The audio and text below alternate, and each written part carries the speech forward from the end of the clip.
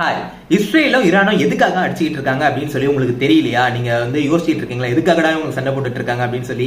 இந்த வீடியோ முழுசா பாருங்க. இந்த வீடியோல இஸ்ரேலும் ஈரானும் எதுக்காக சண்டை போட்டுட்டு இருக்காங்க அப்படின்னு சொல்லி தான் நான் சொல்ல போறேங்க. ஏன்னா இப்பெல்லாம் ஒரு போர் இல்லைங்க, ஏகப்பட்ட போர். ரஷ்யா யுக்ரைனா இருக்கட்டும், இல்ல இஸ்ரேல் ஹமாஸ், இல்ல இஸ்ரேல் பாலஸ்தீன், இல்ல இப்போ இஸ்ரேல் ஈரானா இருக்கட்டும் அப்படின்னு சொல்லி ஏகப்பட்ட போர் இந்த உலகத்தில் நடந்துட்டு இருக்கு.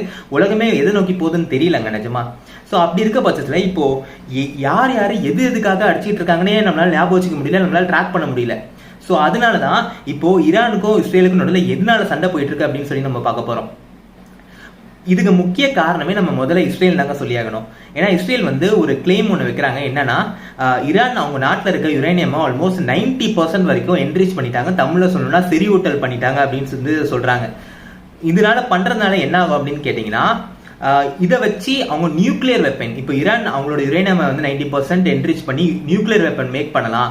அதனால எங்க நாட்டுக்கு தான் பாதிப்பு, இஸ்ரேலுக்கு தான் பாதிப்பு. இஸ்ரேல் மட்டும் இல்ல, உலகத்துக்கே பாதிப்பு.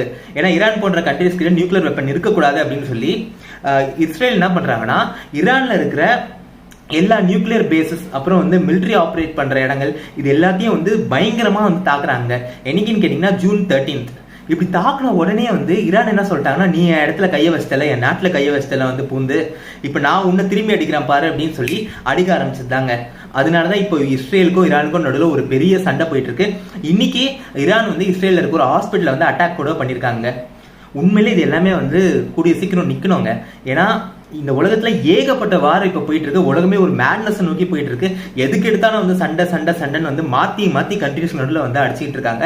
இது உண்மையிலே ஸ்டாப் ஆகணும். ஏன்னா இதனால பாதிக்கப்படுறது அப்பாவி மக்கள் தான்.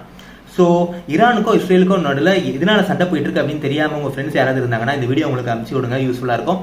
ஸோ நான் இன்னொரு வீடியோ உங்களுக்கு சந்திக்கிறேன். தேங்க்யூ.